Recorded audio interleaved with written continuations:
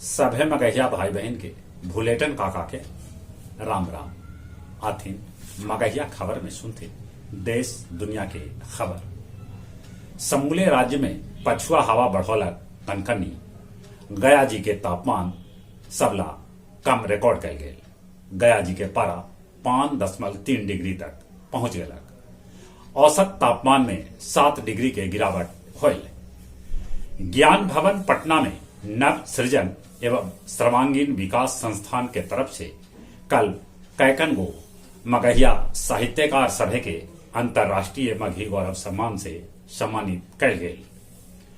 पूर्व मुख्यमंत्री जीतन राम मांझी के फिसलल जुबान भूइया किसान समारोह में पंडित सभे के लेके वो आपत्तिजनक शब्द के कैलन प्रयोग। देश भर में ओमिक्रॉन संक्रमित के संख्या 150 के पार पहुंच गया। बिहार में अबले 1 गो ओमिक्रॉन के मामला न भेटाइल है। कोडरमा में जाली नोट के साथे मर्द मेहरारू समेत 3 आदमी के गिरफ्तार कैल गए। पंजाब के स्वर्ण मंदिर और कपूरथला के निशाने साहिब में बेअदबी मामला में 2 आदमी के पीट पीट के हत्या कर देवल गए।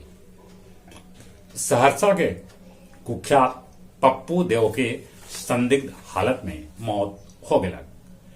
फिलीपींस में तूफान से मरे वाला की संख्या 146 तक पहुंच गई। श्रीलंकाई नौसेना तमिलनाडु के 43 गो मछुआरा के कैलक गिरफ्तार। पाकिस्तान के उत्तर पश्चिमी इलाका में भेटाइल बौद्ध काल के 2300 बछर पुरान मंदिर।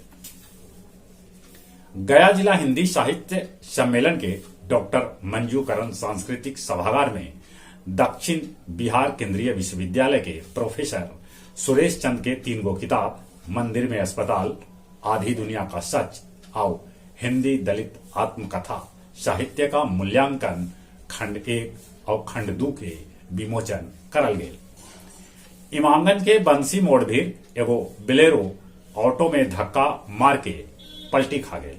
बिलेरो में दारू भरल हल जकरा गांव वालन लूट लेलन। Central Bihar chambers of commerce के गया इकाई के डॉक्टर कौशलेंद्र 10वां बेर चुनल गेलन अध्यक्ष। शेरघाटी हनुमान मंदिर के दान पेटी से चोर सभे उड़ौलन रुपया। अब कुछ खेल के समाचार। एशेज सीरीज के दोसरका टेस्ट में इंग्लैंड के गोल फिर से लड़खड़ा गए। वो हार के कगार पर खड़ है। विश्व बैडमिंटन के फाइनल में हारलन भारत के श्रीकांत। उनका रजत पदक से करे पड़ल संतोष। एशियाई चैंपियन ट्रॉफी में भारत जापान के 6-0 से हरवलक।